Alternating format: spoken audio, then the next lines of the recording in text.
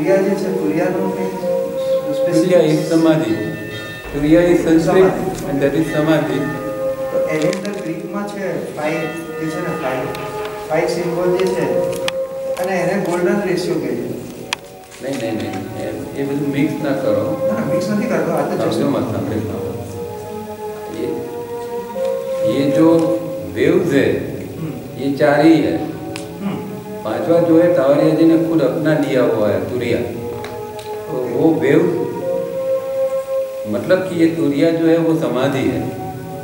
तो वो वेव्स वाले को तो समाधि का कुछ पता है नहीं. मतलब साइंस ने कोई समाधि का कोई ये किया नहीं है. तो साइंस तो ज़्यादा से ज़्यादा जहाँ तक जाएगा वहाँ तक बात करेगा.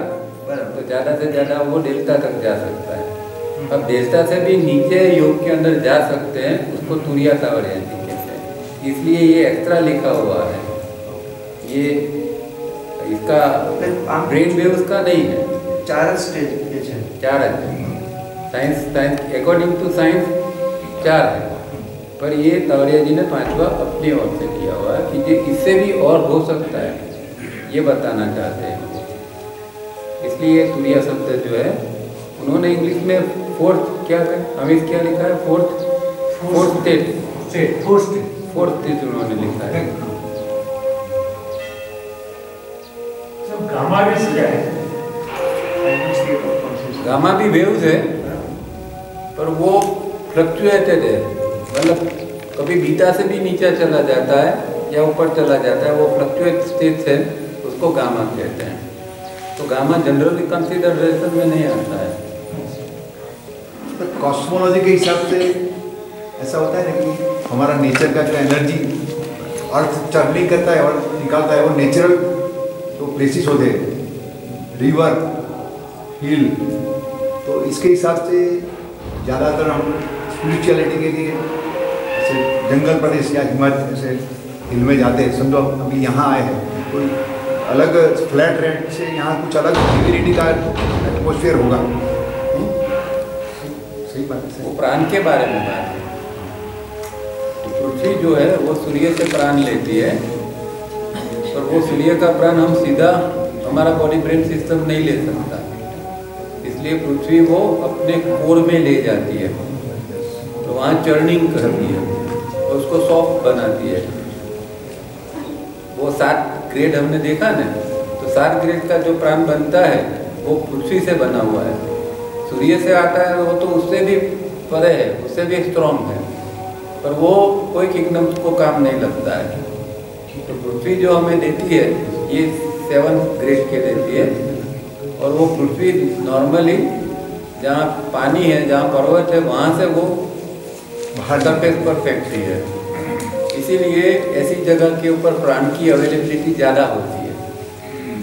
तो पहले के ज़माने में जो आश्रम बनाते थे ऋषि लोग तो नदी किनारे या पर्वत पर इसका मेन एक कारण ये भी था कि वहाँ प्राण की अवेलेबिलिटी ज़्यादा होती है. तो साधना में आसानी होती है. ये एक कारण. तो हम भी भाग्यशाली है कि इतने पर्वत पर आए तो साधना के लिए थोड़ा अच्छा मौका है. धन्यवाद बोलना पड़ेगा भाई.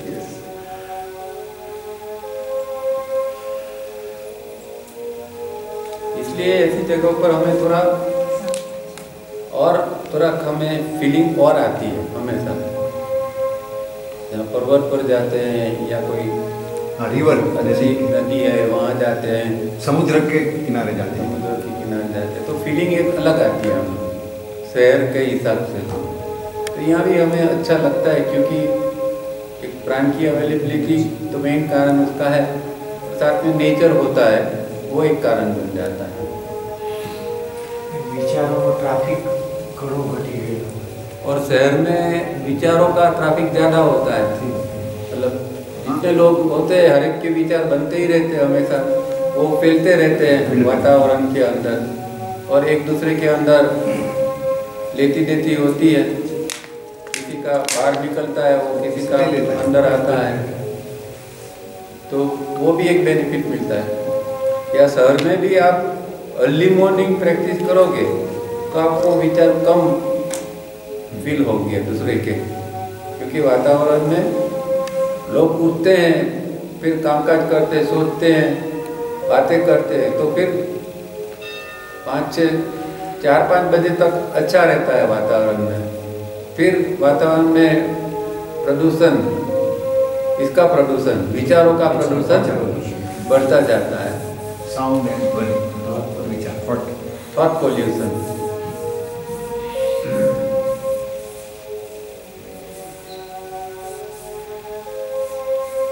मैंने बहुत साल पहले एक छोटी सी वार्ता लिखी थी कि कोई ग्रह पर से कोई आदमी यहाँ आ गया और वो लोगों के ग्रह के अंदर तो एकदम शांति थी, कोई विचार जैसा था ही नहीं, तो यहाँ आके तो एकदम घबरा गया। ये क्या है? क्योंकि वो देख सकता था थॉट को, जैसे कहते हैं कि भाई इम्पल्स देख सकते हैं योगी, तो वो भी थॉट को देख सकता था, तो घबरा गया, अरे बाप रे ये तो इतना पोल्यूशन है यहाँ। उसने सोचा चलो जरा कोई शांत जगह पर जाए, तो किसने बताया कि मंदिर में जाओ, वहाँ ये होगी। तो मंदिर में गया तो वो पुजारी का इतना सारा ये था, पैसे की लेती देती ये वो, तो मंदिर में भी उसको इतना ही प्रदूषण लगा। तो जहाँ जहाँ गया सब जगह पर उसको ये थॉट के प्रदूषण मिले, फिर वो भाग गया कि यहाँ मेरा काम नहीं है। बहुत साल पहले एक छोटी सी कहानी में से इसके ऊपर से लिखी थी मैंने। सर ये फ्रीक्वेंसी की जो वेव्स, ब्रेन वेव्स और थॉट का जो रिलेशन है वो थोड़ा समझाइए। ये जनरेट होता है, ये बाय डिफॉल्ट होता है। ये अल्फा के अंदर जैसे कि कितना है 16 to 30 है, तो 16 to 30 वेव्स के अंदर 70 to 120 का बीच का थॉट चलता रहता है। ये डिफॉल्ट चलता है, इसमें हम कुछ कर नहीं सकते।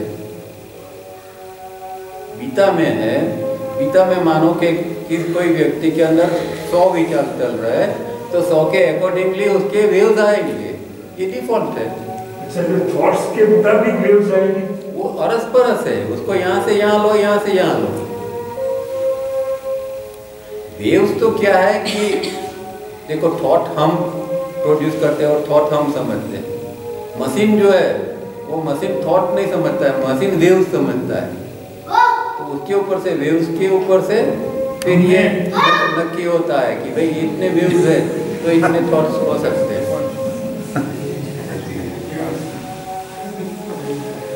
तो अपनी जो इम्पल्स का जो साथ का जो साइंस है, तो वो और ये फ्रीक्वेंसी ये कुछ इंटररिलेटेड। इम्पल्स आया, उसके बाद में जो थॉट बना, हाँ, तो थॉट बना, तो जब बीटा के अंदर जो थॉट बनते हैं तो इतने बनेंगे। इम्पल्स तो आते हैं 120 पर सेकंड, तो हर एक के तो विचार बनते नहीं है। हाँ, 120 के 120 विचार थोड़ी बनेंगे, कुछ बनते हैं ना। तो वो जो है वो यहाँ बताया हुआ है कि बीटा होता है तो इतने से बीच में ये रेंज के बीच में विचार बन सकते हैं। वो इम्पल्स में से इतने बनेंगे, ऐसा वो बीटा में होता है। अल्फा के अंदर जब अल्फा स्टेट होता है तो इम्पल्स तो 120 ही आने वाले हैं, पर वहाँ विचार बनने की प्रोसेस कम हो जाएगी। अल्फा के अंदर, थीटा के अंदर और कम हो जाएगी। इस तरह को समझना है।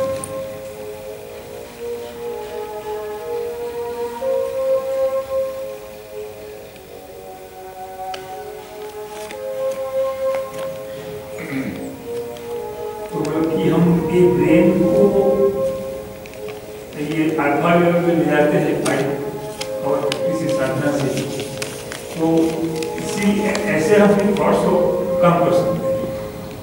कोई भी प्रैक्टिस करो और इससे थॉट कम होते हैं तो वो आपका स्टेट, मतलब वो थॉट जितने कम हुए अकॉर्डिंग टू वे उसके इस तरह के बनेंगे। अल्फा में गए तो 60 से 64 का जो है वो वे उसकी वो रेंज आ जाएगी, और उधर जो है वो जो रेंज है थॉट की वो बन जाएगी। वो पैरेलल है, वो साथ साथ चलते हैं। आप कहाँ है उसके ऊपर सब निर्भर है। आप बीटा में, अल्फा में, थीटा में कहाँ है, आपके ऊपर सब आता है। वो तो उत्तरा बनने वाले ही है। दूसरा बीटा का और बॉडी के मसल्स की कंडीशन का बहुत गहरा संबंध है, ये भी समझना। आपके बॉडी के मसल्स कैसे हैं उसके मुताबिक बीटा चलेगा। अगर आप मसल्स को रिलैक्स रख सकते हैं तो ही आप अल्फा के अंदर जा पाओ। इसीलिए EPR दिया है।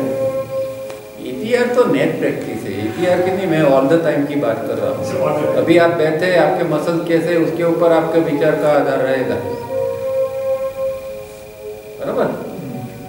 तो बैठे हैं तो अभी विचार कम करना है तो सीधे नहीं होते, तो कम से कम बॉडी को तो रिलैक्स कर सकते हैं। हम तो जो भी काम कर सकते हैं वो बॉडी से ही कर सकते हैं, विचारों पर कुछ नहीं कर सकते। विचारों को हमें कम करना है पर सीधा तो कुछ कर नहीं सकते, बॉडी को कुछ कर सकते हैं। तो बॉडी को हम रिलैक्स करते जाते हैं, ब्रीदिंग का सहारा लेते हैं और रिलैक्स करते जाते हैं। तो कहीं पर भी है हम बीटा में से धीरे धीरे अल्फा की ओर जा सकते हैं।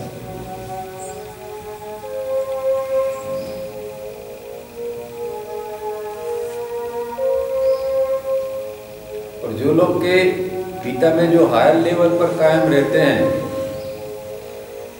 उनके आप चेहरे के मसल्स के जो हाव भाव वगैरह, उसकी लाइनिंग वगैरह देखोगे तो एकदम उसके मसल्स की कुछ और ही आपको दिखाई देगी। जो लोग एकदम कड़क है, ओवर डिसिप्लिन वाले हैं, जो स्वभाव के जो एग्रेसिव है, उनके मसल्स के टोन देखोगे तो आपको देखने से ही पता लगेगा कि ये आदमी के अंदर, तो उसका विचारों की क्वालिटी भी वही होगी। तो मसल जो है वो मिरर है, रिफ्लेक्ट करता है आपकी इनर कंडीशन। आप रिलैक्स है, आप नॉर्मल है, इवन आप कोमल है, तो वो भी रिफ्लेक्ट करेगा।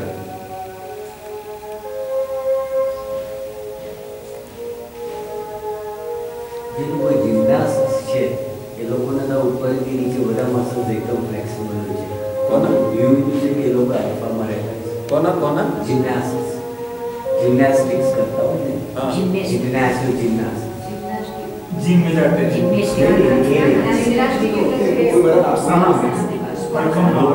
जाए ये नहीं तो जिम्नास्टिक्स પેલા હોય ને ઓલિમ્પિક્સ માં જે हाँ, ये जिम्नास्टिक्स છે, ये जापानी म्यूजिक છે जिम्नास्टिक्स। એ जिम માં જે જાય છે મસલ માટે એની વાત કરે છે. जिम में जाने वाले के तो मसल्स एकदम स्टिफ होते हैं। जिम्नास्टिक्स में क्या है कि उसका मसल की स्ट्रेचिंग की कैपेसिटी ये है। इसका मतलब ये नहीं है कि इसके मसल जो है वो कोमल है या इसके मसल्स के अंदर ये है। स्ट्रेचिंग अलग ठीक है। मसल्स है ना वो दो प्रकार के होते हैं, आइसोमेट्रिक और हाइपोमेट्रिक, हाइपोटोनिक।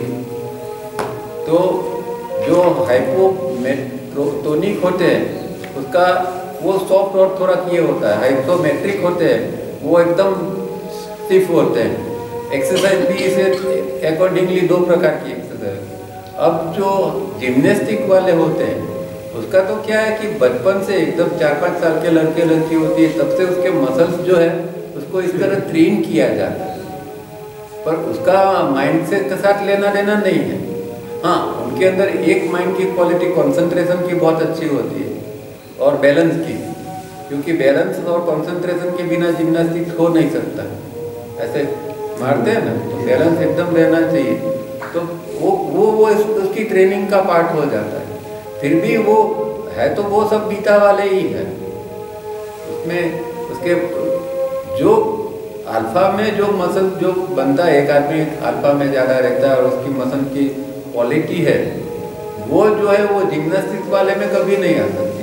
उसके अंदर स्ट्रेचिंग होगा, वो किसी भी तरह बॉडी को ये कर सकेगा, पर इसका मतलब ये नहीं है कि उसकी जो मसल्स का टोन है वो अल्फा वाले का टोन, वो अलग चीज़ है।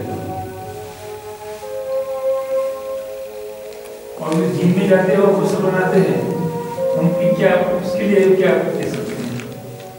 जिम में जाते हैं जो जितनी आप हैवी एक्सरसाइज करोगे आपके मसल्स जो है वो स्टिफ होते जाएंगे। हाँ। वो स्टिफ होते जाएगा तो फिर दिमाग भी थोड़ा स्टिफ होता जाएगा।